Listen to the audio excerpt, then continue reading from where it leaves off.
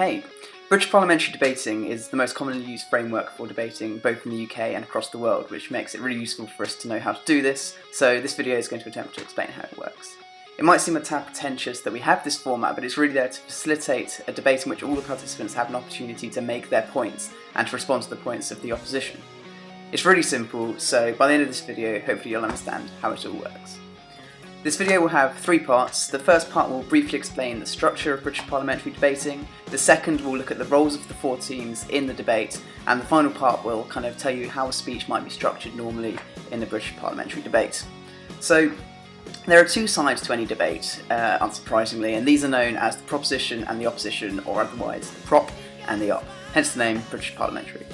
However, what makes it interesting is that on either side there are two teams. So basically that means that you have four teams in total on the debate. Each team is a partnership or two people, so in total you have 8 people in that debate. The debaters take it in turn to speak for 5 or 7 minutes depending on the competition. In workshops we usually do 5 minutes just because it makes it less nerve-wracking for people that are just starting out.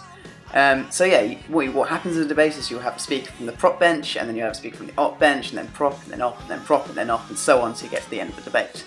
And by the way, some chair people or chair judges will sometimes call it, the government bench and the opposition party bench. This is basically just being pretentious or ironic. You just need to ignore it because it essentially means nothing. So, what should the teams do? Before the debate even starts, all the teams get 15 minutes of prep after the motion is announced, so that no one has a particular advantage. This time should probably be used to talk to your partner, come up with arguments, and think about how you might want to run your case. The first half of the debate is pretty much open territory. Each speaker makes the points that he or she thinks are the most relevant and important to the debate, and then attempts to rebut the arguments of the opposition. What's important here is that each side directly engages with their opponents and shows why, either why they are wrong or how the arguments of your side are more important to this debate. The first prop speaker has perhaps the most interesting the most interesting job in the first half of the debate, because she or he needs to provide a mechanism for the debate.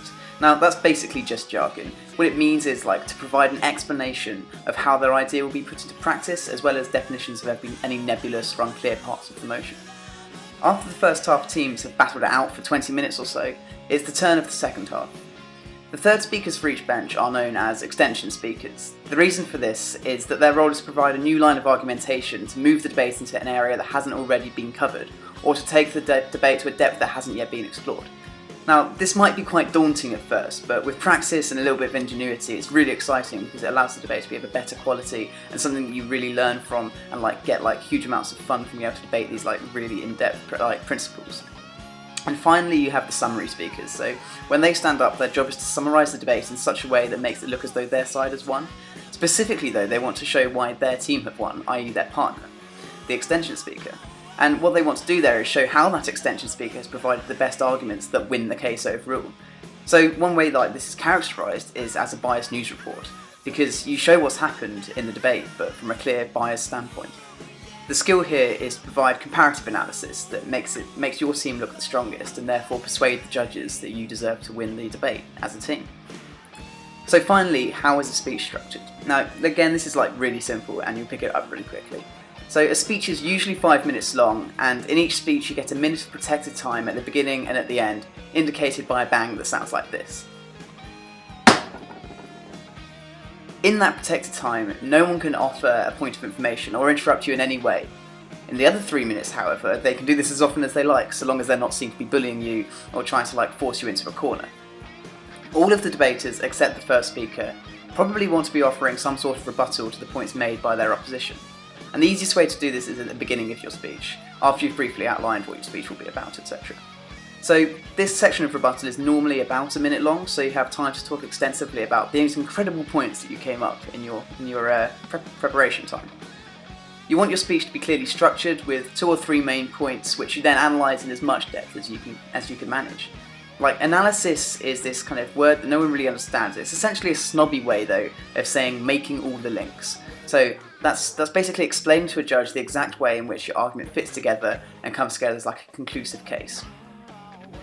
At the end of your speech, you want to briefly summarise what you've said. So the best way to do this is to imagine a speech somewhat like an essay. So you want to tell us what you're going to say, then you want to say it, and then you want to say what you've just said.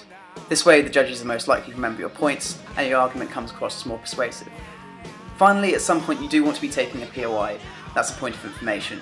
Normally only take 1 or 2 at the most, because then they're not wasting your precious speaking time, which you think 5 minutes is a long time, in reality really isn't. Try to show them that, try not to take them until you've finished your point, or at least your sentence, so they don't throw you off, and then just briefly respond to their point, deal with it, and move back to your case. Don't let them turn you off your case, don't let it confuse you, because that's their tactic, that's their aim. You don't want them to allow them to get that advantage over you. That's about it really. It might seem like quite a lot to take in at first glance, but it's really easy once you get the hang of it, and the competitive aspect of this sort of debating makes it really great fun. Thank you.